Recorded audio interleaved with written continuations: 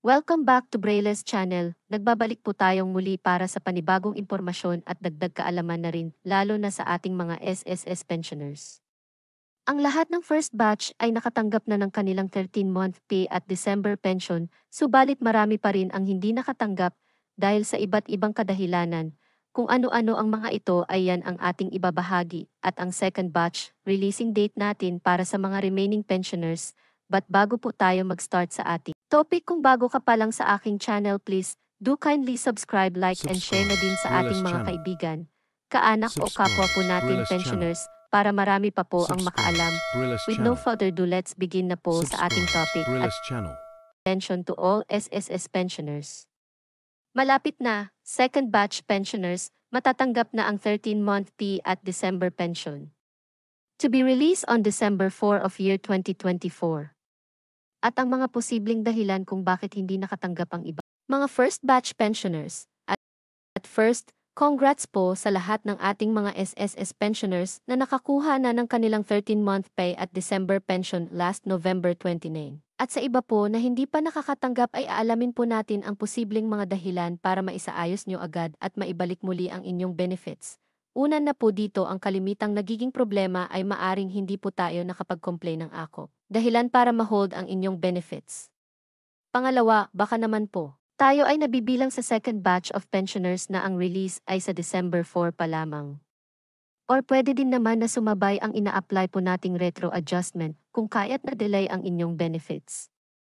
Isa pang dahilan ay maaaring nagkaproblema ang inyong account sa bangko at iba pang mga dahilan.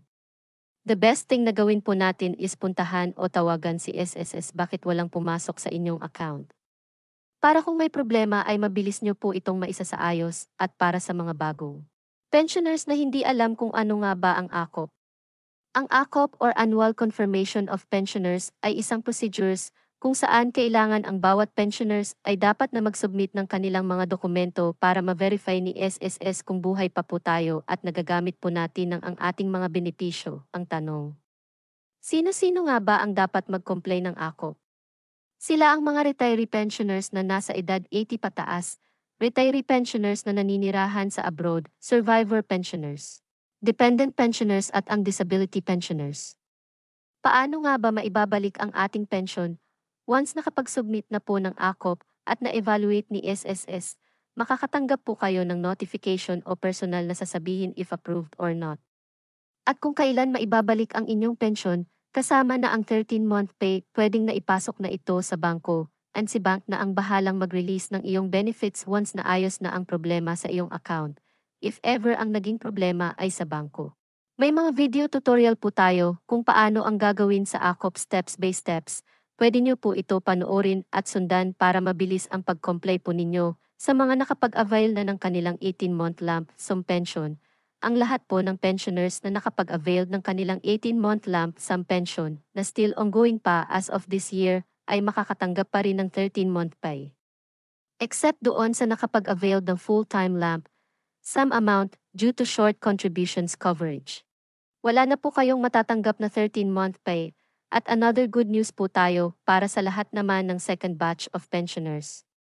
Dahil malapit na po ang inyong 13-month pay at December pension. Para sa lahat ng SSS pensioners na ang contingency ay nagsisimula sa 16 to 30 o 31, ay matatanggap nyo na po ang inyong 13-month pay at December pension this December 4, o mas maaga pa sa inaasahan. May ibang bangko na pinapasok na agad ang benefits on December 3. Nang hapon kaya't asahan nyo na po ang inyong year-end benefits. Same din sa guidelines, para sa first batch, dapat ang lahat ay nakapag-complain na rin ng AKO para makaiwas sa pagka-hold ng inyong benefits. Kung may pensioner's loan, ito ay ibabawas lamang sa inyong December pension at buo nyo pa ring makukuha ang 13-month pay. That's it, naway maging masaya po ang inyong kapaskuhan at magamit nyo po ang inyong benepisyo sa inyong kapakanan. Manatili lamang po kayong nakatutok sa aking channel para sa mga latest updates at impormasyon na para po sa inyo. Marami pong salamat and God bless everyone.